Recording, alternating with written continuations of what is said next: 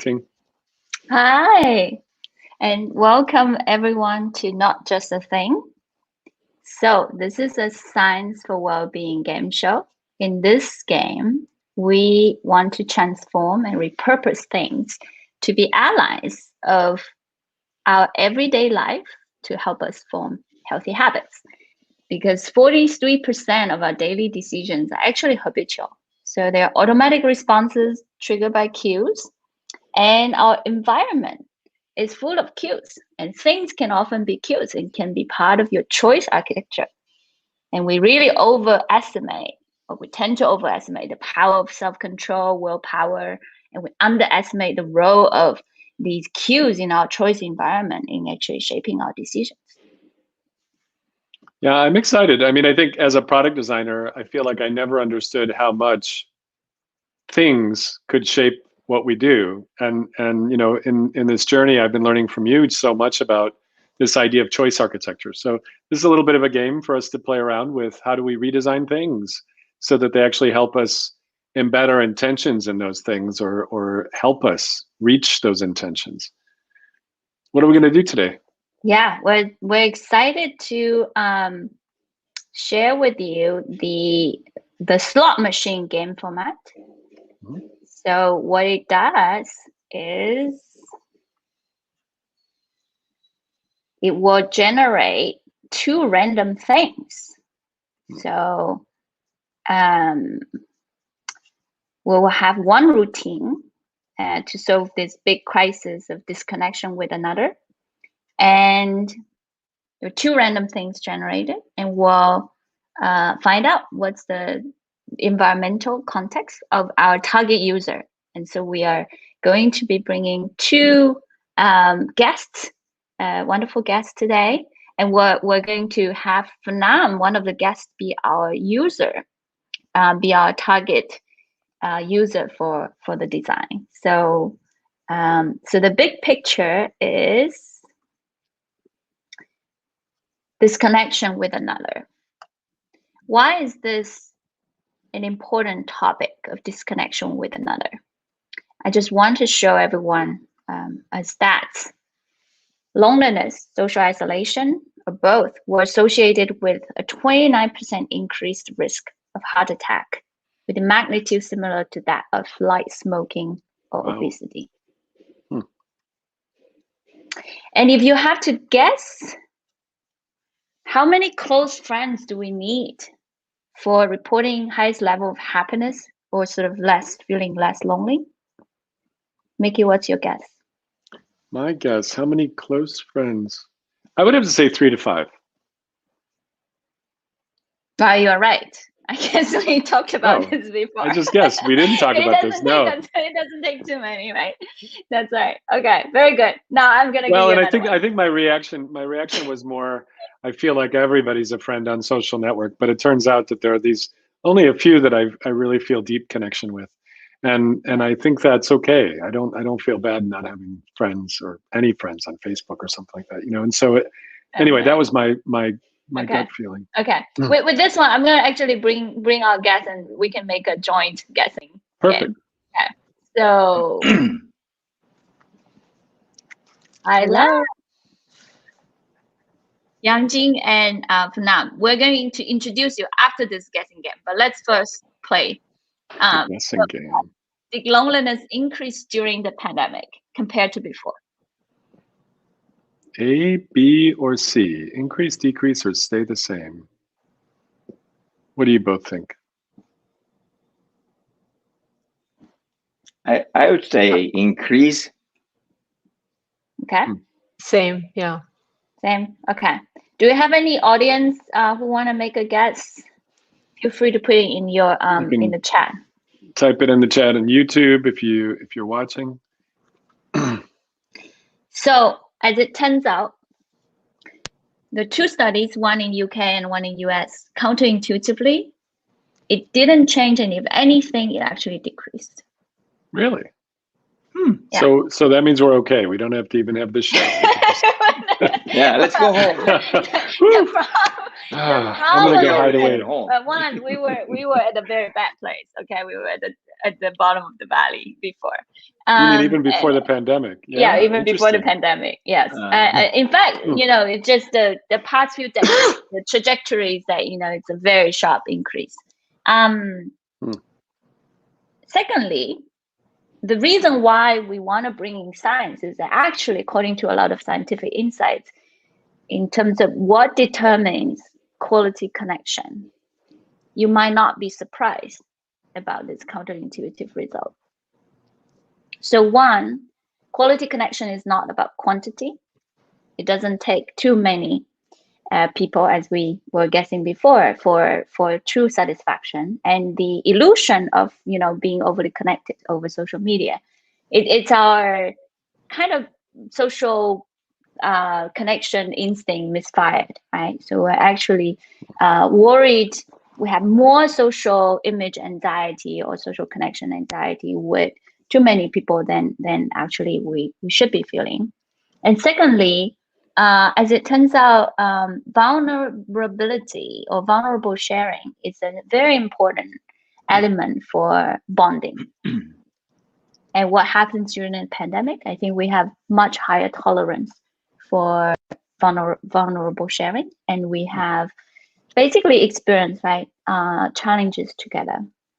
We also find more time to connect with each other because we save time from the transportations. Now, these are some of the speculations, but it's an important, I think, lesson or takeaway is that if we really look into the science of well-being, the science of quality connection, it might not be those intuitive insights that really count, right? So we'll think about sort of being physically present, but you can be physically present without mentally present or being, paying full attention to each other and giving each other that feeling of safety and psychological support. So all that just to say, it still remains a big problem, and we're going to bring some scientific insights later, but quality connection is really key, and you can do it without being physically with another person.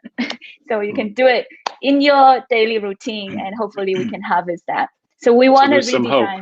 Okay. There's some hope, and we'll redesign that in today's show. But before we get into the game, we would love to get to know our guests, Youngjin and Phnam. If you could tell us a little bit about yourself, just one sentence in what role you play in society, and then we'll want to get to know your hidden insights into you.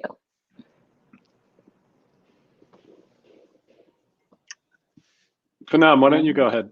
Okay, I'll go ahead. So hi, everyone. My name is Phnam, pronounced like phenomenon. You can see there. What I do is that I design the future of everything on and off planet Earth. Oh my gosh. Wow. I'm excited about this. Wow. How did you get into that? I'm going to ask another question that'll hopefully have a one sentence answer because we'll keep it quick. But how did you get into designing on and off planet Earth everything? So I've always been aware since I was a kid that I loved things that were really technical and things that were really artistic. And I've always had a passion for space exploration. And so I found a way to marry those three things together. That's excellent. I actually went to school for space architecture at the university. Oh, wow. Yeah. Wow. Oh, wow. It was All right. such a small program that were 4 people when I graduated. Oh my gosh. Space architecture. Wow. See, I would not have even known that was a degree. That sounds awesome. Youngjin, how about you? Give us a sentence about yourself and just to get a sense of what you're up to. I constantly feel like I'm somehow, misplaced in this world. I'm a business school professor, as my day job, but I'm interested in so many different things, and I think I'm just constantly being challenged to see what my role is, my voice is, what I am actually doing, and what I'm actually interested in, and what I'm actually creating value to people that I work with. Incredibly insecure about my role in the society. That's what I do. So I'm trying to prove myself that I am of any value that I could, bring to the world. When you say Love the Youngjin, when you say authentic sharing. design, design and innovation, what's an example? Like, what are the kinds of things your students are doing? All kinds of stuff. It depends on what class I do. So the most exciting work and the one that I'm most proud of is the one that I actually did when I was at Temple. And it was the work I did with a bunch of my colleagues and the people in Philly to work with high school kids in the inner city, minority kids, and they many of them never learned how to do coding, didn't know anything about design and entrepreneurship. And basically we said, the city is a big computing platform now with all these connectivities, and can we create app, as a metaphor to power the city for the better. It was fun. So we were designing apps, we were designing maps, and business ideas. It sounds like it sounds like you were having the students also work with kids or work with people that otherwise don't see design as something they have control over, agency over. Right, absolutely. And that seems very powerful. Yeah.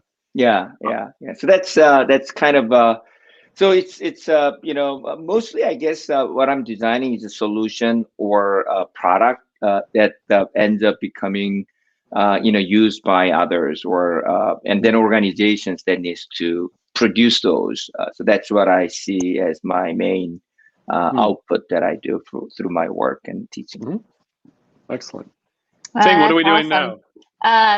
Well, can you briefly explain your name tag?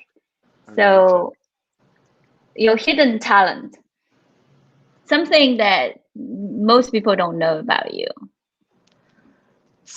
So it's interesting. I'm asked this question right now because last weekend I had to demonstrate it to some friends. Apparently, I'm a very good Björk impersonator. I sound exactly like her when I sing, and I will not sing on this game show. All right. What's it about? We know our boundaries. That was a good disclaimer. And shut me up. Youngjin, hidden talent. Hidden talent. I think it was hidden to me as well for a long time. And during the pandemic, I started cooking because I used to travel and eat at good restaurants and so forth. And I wasn't very happy with what we eat at home, and like very limited kind of things. And so let me try it out, and then it turns out that I was pretty good. So that was a hidden talent, and even to me. So that's awesome. Hey, Ting, what about you? What's your hidden talent? Oh, overthinking.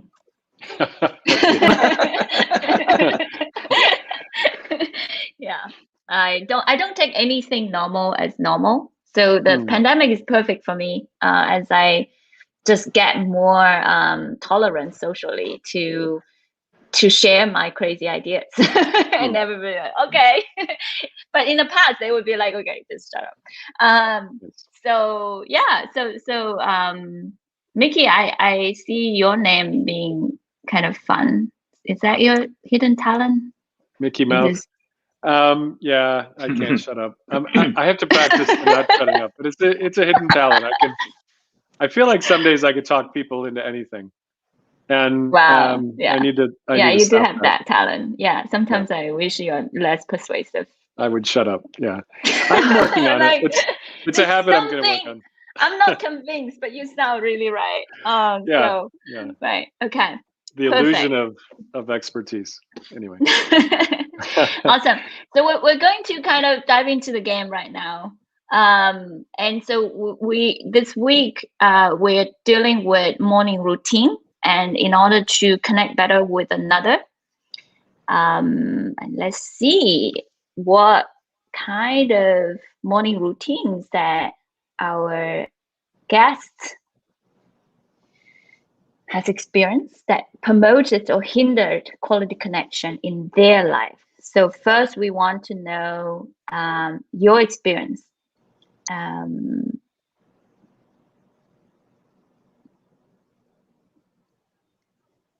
Who do you want to answer first? Youngjin, go ahead. I can go first. Yeah, I can go first. So, I live with my wife and 2 dogs, and both my kids are away from our house.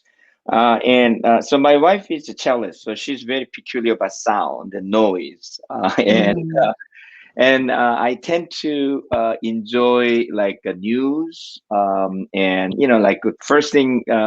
When she's not around, the first thing like now, first thing that I do when I come down is like, hey, okay, Google. I don't want it to wake up now, but please ask Google to play NPR news, things like that, and then podcasts on a speakerphone, and so that I could catch up. And my wife hates it. She thinks it's so noisy. She likes calm classic music in the morning.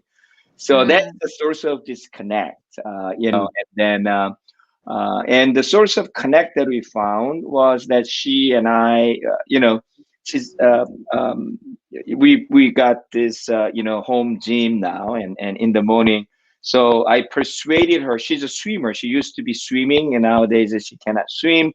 So she was itching to do something, and we got water rower next to my Peloton. So when I do Peloton, she never liked me doing Peloton because again, it's too loud. I usually do like a classic rock music thing, and and then the instructor is loud, and and then and now she's sitting next to me and doing water rowing, and then she's, instead of playing her music, she's listening my music. and that's kind of like a cool, so that's a connect. So. And that is before breakfast, is that right? Yeah, usually we do it before breakfast because otherwise you throw up. In Peloton, you just like cannot do it right after meal. Got it. And Phnam, what was a habit that either promoted or hindered your quality connection? So I live with my husband, with whom I also work. So we see each other day and night all the time. But we're used to that. We've been together for a long time now. One thing about me that makes me feel connected is physical touch.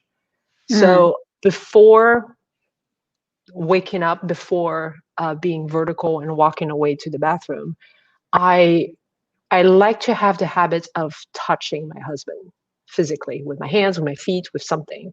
And it can be, we can take the time doing it, like a hug or something, or it can be just a hand on his back. And that has been very, very nice, a very nice connection. I wanted to share that was actually a habit that I acquired too during COVID. We both danced Argentinian tango, and we call it a tango hug. And we used to just do tango hug, like when you see someone, and but now we do it twice a day, in the morning after in the kitchen, waking up, and in the evening, and at the very, very beginning, before we kind of get into that habitual response, we actually created a sweet coin system to incentivize each other for that, because one day we accidentally bumped into like doing that hug, and I was feeling so good. So we had this currency at home where if we do something super sweet, in order to express it, to make it more tangible, we give each other this little like smiley coin, coin that is equivalent to 10 minutes massage.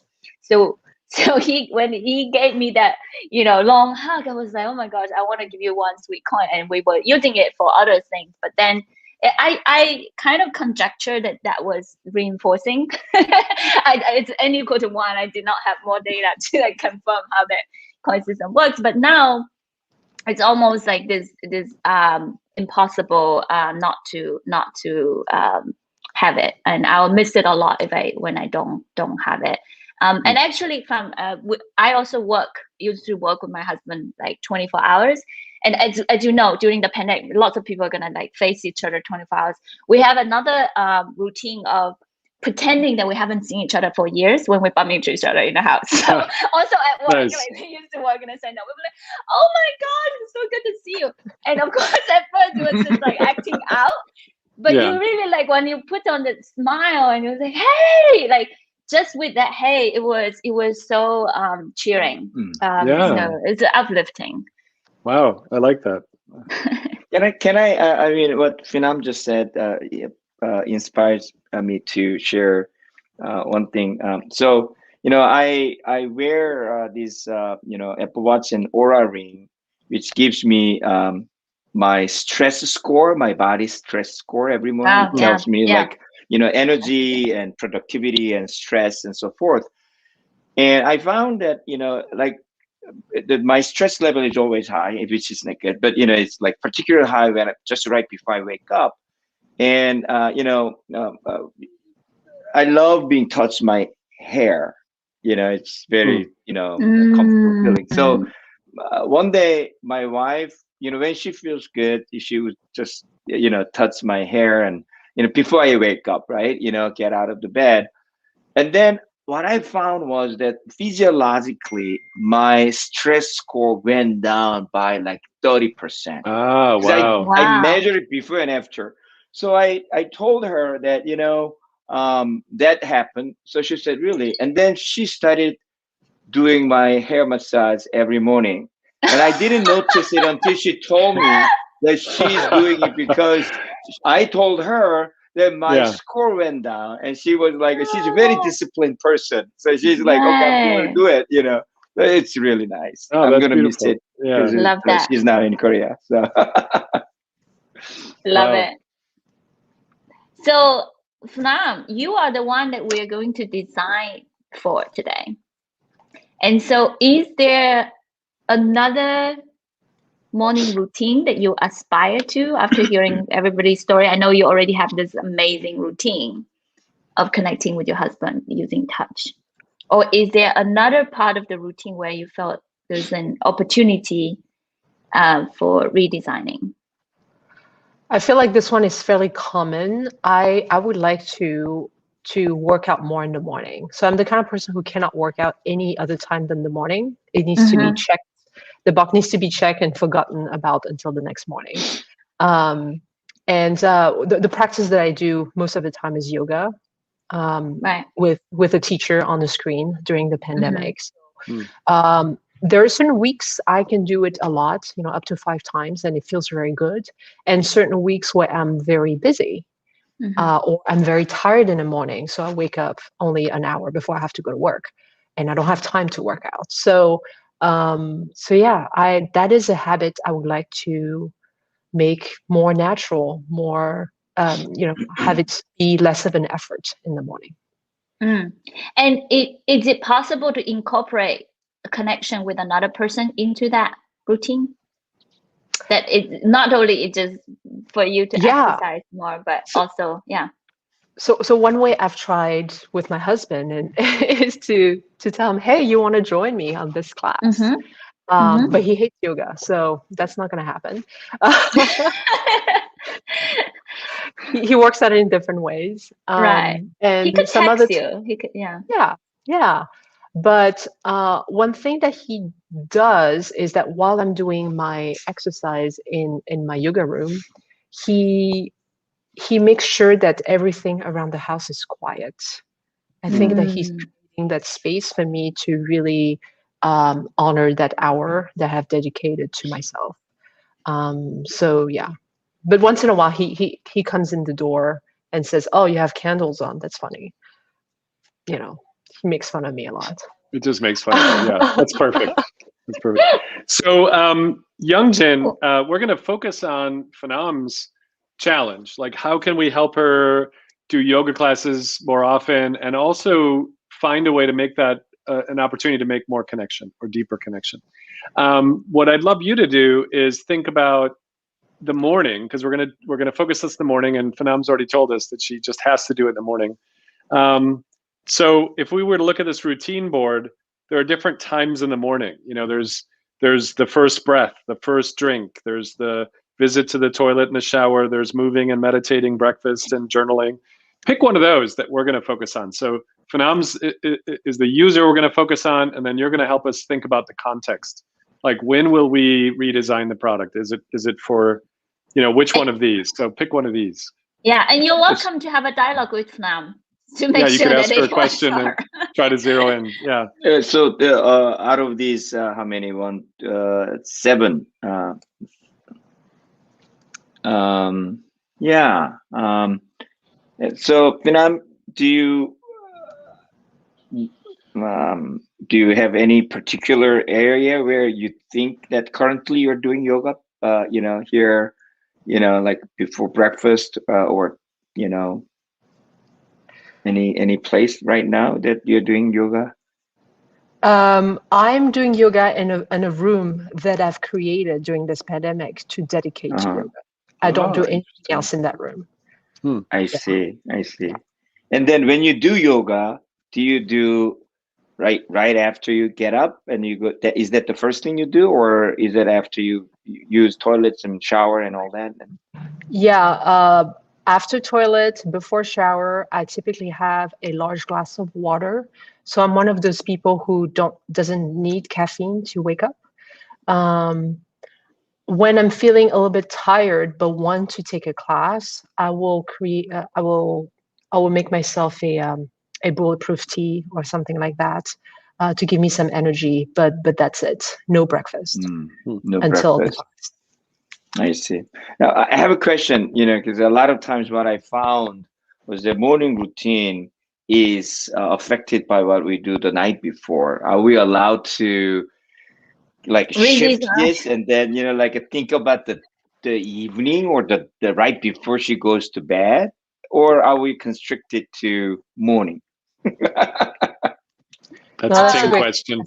Oh my gosh, that's such a good question, Youngjin. Can you come back in our third quarter of the year for the evening routine one as well?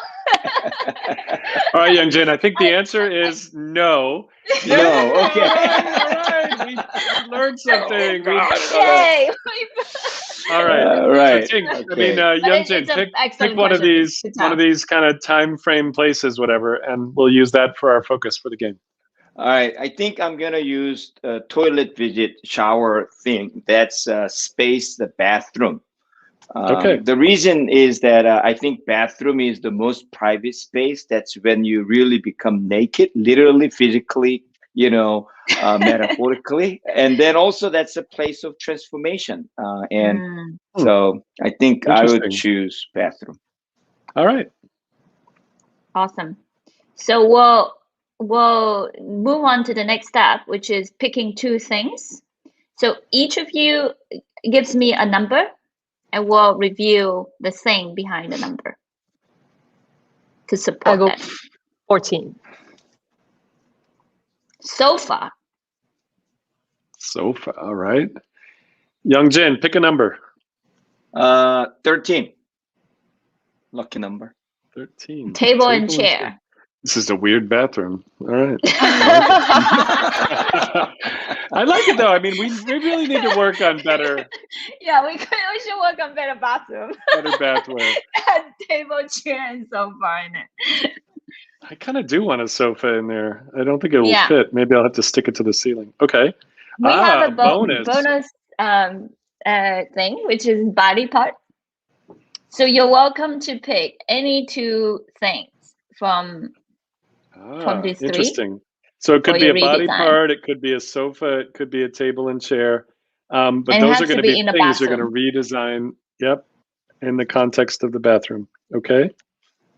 Cool. I'll copy those over to the slot machine. Do you want to have them pick the context over to the number 3? Context. Just pick a number and I'll review what is now future. Who's going to pick a number? Phnam? Number 8. 20 years in the future. Wow. All right. So that means, you could do crazier things. Yeah. Phnam, do you live with besides your husband, any other living things or? No. No, no Just us. plants. No animals. Okay. 20 years in the future. Okay. Okay. All right, I think All we're right. ready. Let's go. Our first round 3 minutes. So everyone can come to mirror the game round 1, and I'll set timer 3 minutes. Now you can see that the routine is attend yoga classes, do that more exercise more often. The things are table, chair, sofa, body part. You could pick 1 or 2 of those, or all 3 if you really feel like it. The context is the bathroom, the toilet, shower time, and it's in 20 years in the future. So now what your challenge is you can see those Post-its right there. Just, you can draw in that white area below, or you can type on, I've got one, you've got one, and all 3 of us have one, and you can just type your concept. So this is just type it or draw it. What's your new concept to help Phnam? And our audience is welcome to also post an idea in the chat.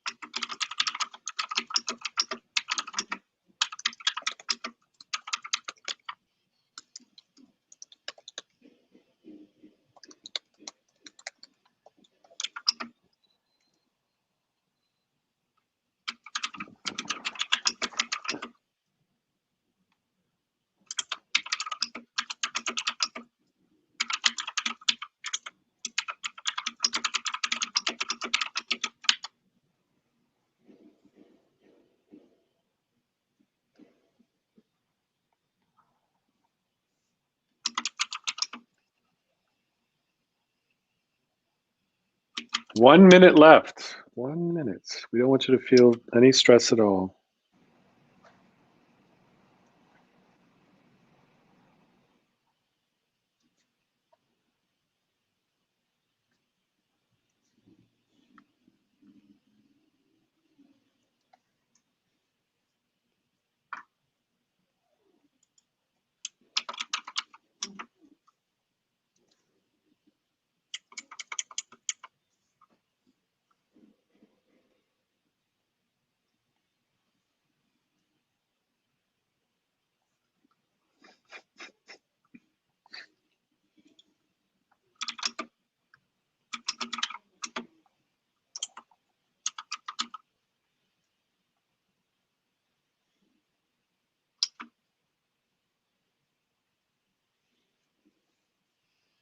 Fourteen seconds.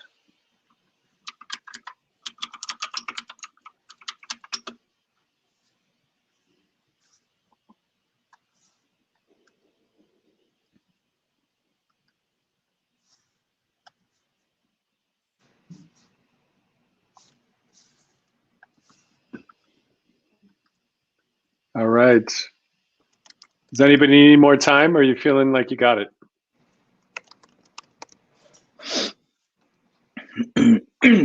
Wow. I got it. All right. Who wants to go first? Wow. I will go first because mine probably is the boringest one. Okay, let's go.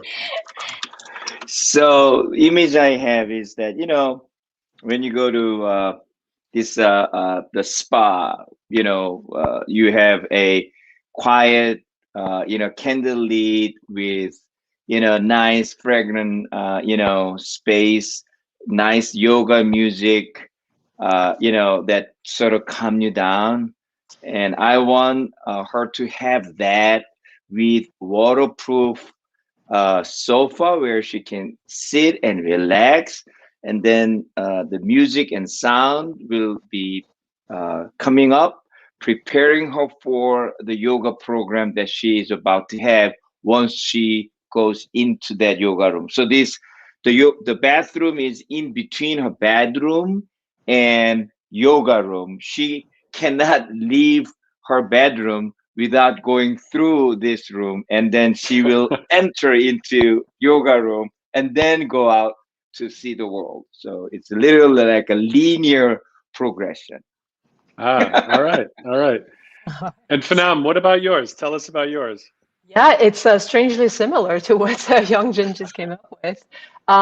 So I was thinking of replacing the idea of a bathtub with something that was softer, more comfortable, that would pull me out of sleep slowly and would warm me up with some beautiful, warm water, and would kind of encourage me to do certain movement, not necessarily yoga all of a sudden, but really move my arms, align things, so I would be primed to go into an actual yoga class afterwards. Interesting. I like that. All right, mine is just totally silly. I started with 20 years in the future thinking.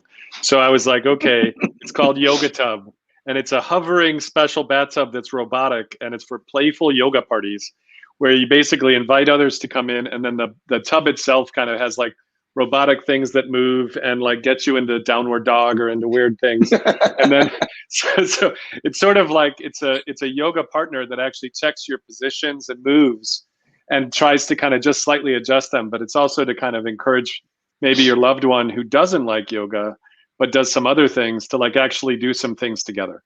So that's weird robot. Okay. Because I was trying to think of that connection thing. I was thinking, how do you do yoga with someone else? And I do know that my girlfriend does yoga, and one of the things she loves about really being with people doing yoga is that the person who's like a great instructor kind of knows if you're doing the position slightly wrong, and like kind of just goes over and like places their hand on your belly and pushes down or on your back or on your leg, or helps you push harder down on the joints so that your Golgi apparatus release or things like that.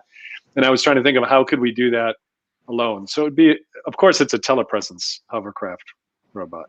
Yeah. I had an idea that I didn't write down of each yoga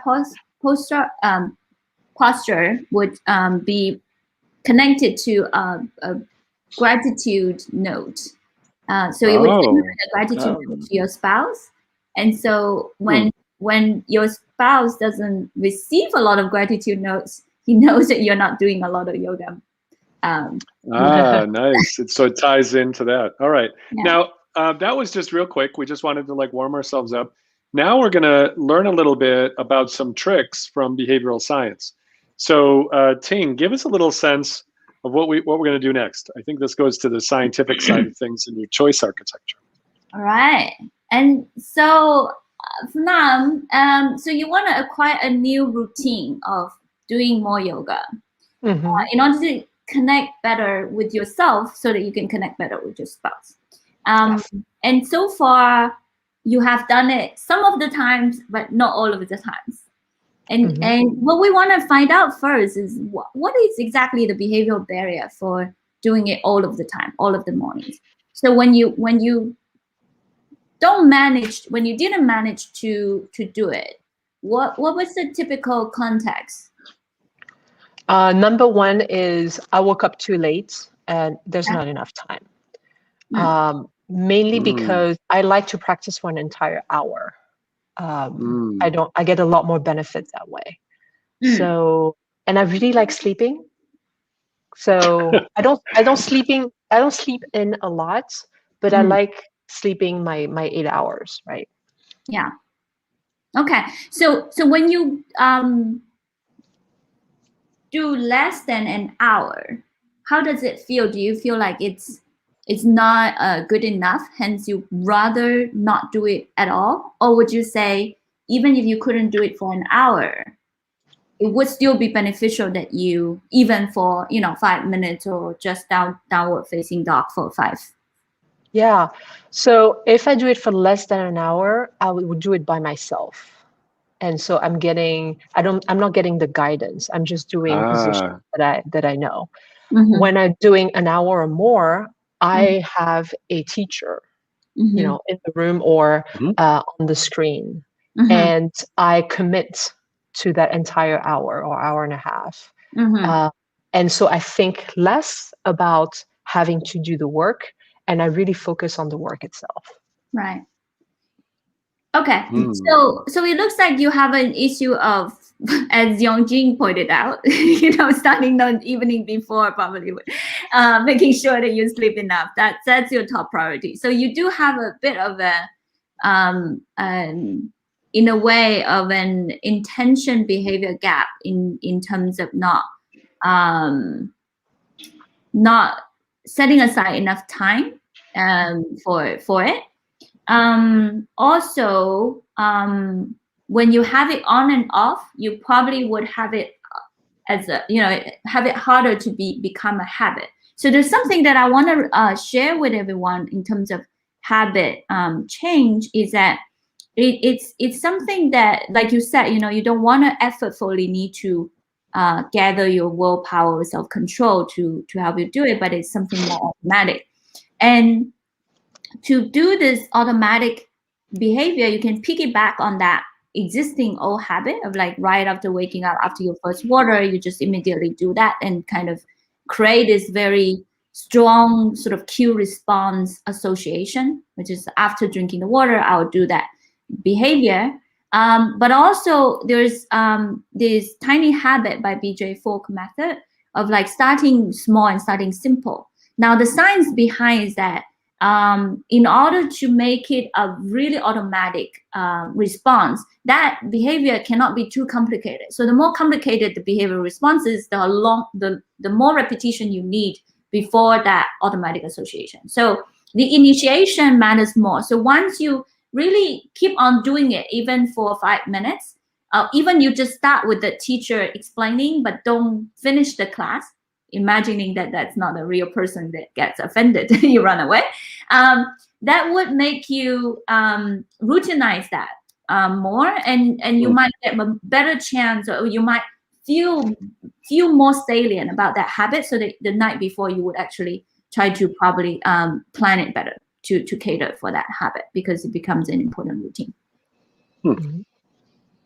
So now that we have these two tricks or sort of hints at how the brain works in terms of helping us with either lack of, like, closing that gap between motivation and behavior, or trying to create a habit that's a more consistent habit, now we're going to try to redesign. Now you can build on your existing idea, or you can do a totally different idea, but we still have 20 years in the future. We still have that space and those things. Could be a body part, could be whatever. And so now we're going to have another 3 minutes, and we're going to try to redesign, but we can take advantage of automizing or doing little teeny baby habits, or piggybacking on existing habit.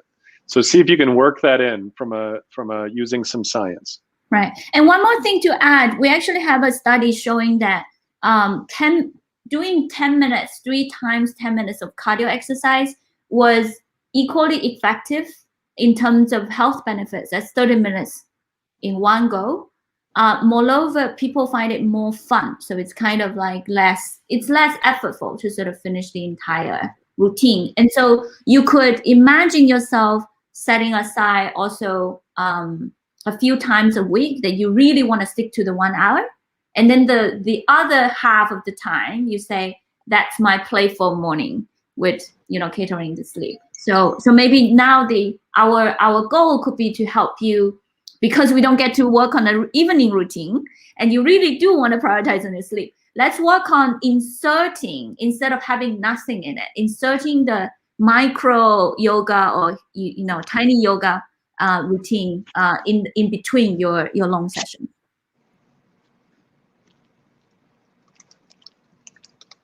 Okay, I'll start the timer. Okay.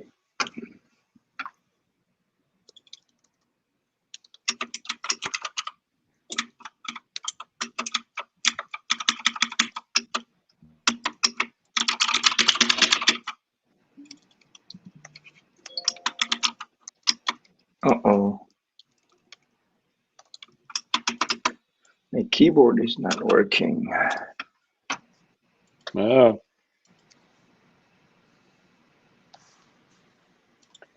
Well, you could try using the pen. Do you have a pen? Well, my Mechanical keyboard doesn't like to be connected, so I'm going to use USB now. And then that will get me through.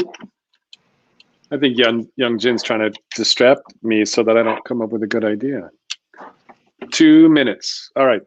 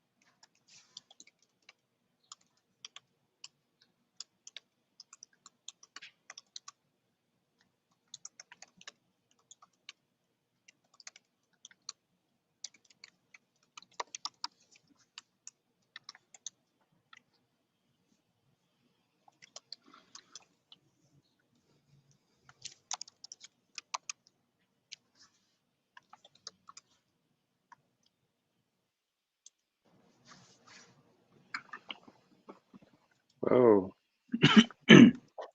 Youngjin, did you get your keyboard working? Yep. I connected it. All right. You want to go first again, Youngjin? Yeah, so what I have in mind is that it seems to me that she has this mental idea that it has to be full 60 minutes. So how can we change that? So creating very compelling micro yoga programs, 10 minutes, 15 minutes with a coach. It's a program and it's compelling. But then we also realize that she has, this gap between like an evening. I need to go to bed early so that I can get up early tomorrow morning so that I can have enough time. So each and every time she does yoga, it creates encouraging message to her future self. And then the message pops up, like, remember, how wonderful it was. Go to bed early, so kind of creating the warning or the encouraging message to make her go to bed early and have a good sleep night. So that's the idea. Love it. Messages to future self. Yeah. Not to the husband, right? I'm stealing the idea from Ting. All right. Phnam, what'd you come up with? I like it. You got a drawing. So so I was thinking of having a projection or AR appearing on my body the night before. Nice. I'm not thinking about the next morning. I'm not thinking about working out. I'm not thinking about yoga. So what if parts of my body that I'm staring at the night before are speaking to me and giving me a little hints of, do I have time to do a 5-minute yoga session? And if I'm able to do 5 minutes, maybe the week after it's, upgrades to 10 minutes, upgrades to 15 minutes, up to an hour. Which is my ideal, but really being reminded the night before for the next morning is what I needed. Interesting. I like it. I mean, this sort of relates a little bit to what Youngjin was challenging us. Right. Why that our morning is related to our night before. I like that intention, too. Just the little sort of ambient hints. It reminds me there's an amazing research effort called Dynamic Land up in Oakland, where the whole room is a projected computer, and every single like piece of paper is a computing element. It's for kids, but it's kind of an amazing idea that the room itself comes alive with projection and does computing in place. So that would be like a shower head that is or something. I just read that as a shower head, maybe. Nice. Okay, I have one too, because I can't help myself. And so this is called Slipper Coach. I'm always excited about thinking about a product. So I was thinking about a body part. So your feet. Your feet, I feel like, are totally unattended. I think feet are unrespected. So Phnam's husband and the best friend both get texts intermittently asking, "Hey, pick a cool yoga move for Phnam to do when she doesn't feel like doing yoga." And so they get to pick different kinds of fun moves and maybe put in little love messages. And then when Phnam puts on her slippers on her feet, she gets a little micro massage. The floor coordinates with the remote yoga teacher to light up the poses that the slippers can assist with. And then she can feel the teacher kind of pulling her leg a little bit better position because she can feel it through the slipper. You know, that the person's kind of this feeling of proprioception. Her bathroom chair folds down, becomes a mat, and the teacher whispers cues into her ears. And each day she does a little more and finds places throughout the house that become micro yoga breaks. So we start with kind of from the bed to the bathroom, but over time it's kind of gets assembled into like an hour-long routine, sliced up into little 5-minute poses or 10-minute poses with a yoga instructor and or best friend or husband supporting it. Okay, that's all I got. That's really cool. Slipper Coach by Hasbro. Wow, those are awesome ideas. I want you to secretly vote for a winner and let us know. Secretly. We don't want to hurt anybody's heart now. It's super, all of these ideas super fun, and we'll have our graphic designer actually illustrate the idea, and we'll email you the winning idea already illustrated in a few weeks. So, all right. Okay, so the last few minutes of this show, we would love to just do a quick recap. All of you have shared something about the role of touch in your morning routines. And I think there's a lot more science actually revealed during the pandemic for its important role. I'd love for you to share with us how you think about physical versus mental touch, just as a provocation, right? So there's physical touch that kind of connects us. Is there something that is, when we say we are touched by someone? Because this morning, actually, I had a moment of crying. So during pandemic, I'm crying almost like every other day. And what happened is that I have a new routine of writing 3 gratitude notes on a dry erase wall, which is where the thermos was. And so what I want my husband to, every morning he would adjust the temperature, to the daily one. And so you would get to see the notes. So I had I wrote 3 gratitude notes to him, and he was like, wow, after reading it. And the moment when he said, wow, I was in tears myself. Like I was touched by my own notes, or that sort of connection, or kind of feeling, maybe that tears was like feeling happy that I was daring to be vulnerable, but it was a very vulnerable moment.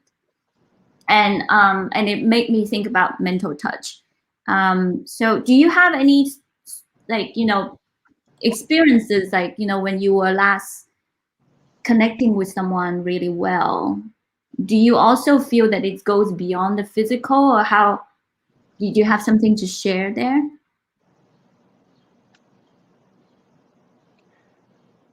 I think for me, it depends on who it is.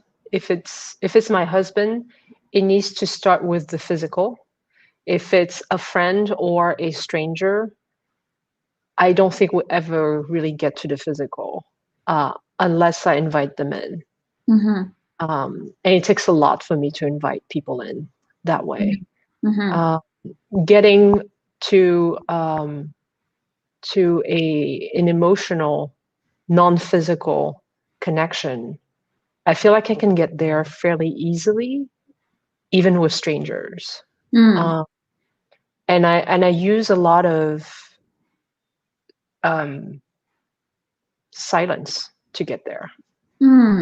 Silence is a great way to connect with someone. When you give them the space to speak or the space to be quiet and not feel awkward, I think there's a lot happening between two people. Do you have a past experience where that was manifested? So it happened recently with a dog where my friend's dog was here, and usually it's a dog that's very excited all the time. And for some reason, he wanted to be on my chest while I was watching a movie.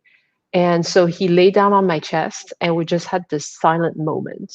We just like, stare into each other's eyes, and he slowly fell asleep. And I could feel his heartbeat slowing down.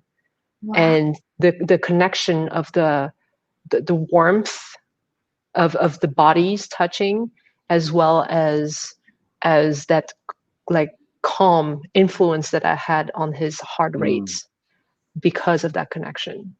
And I felt really good, even for me.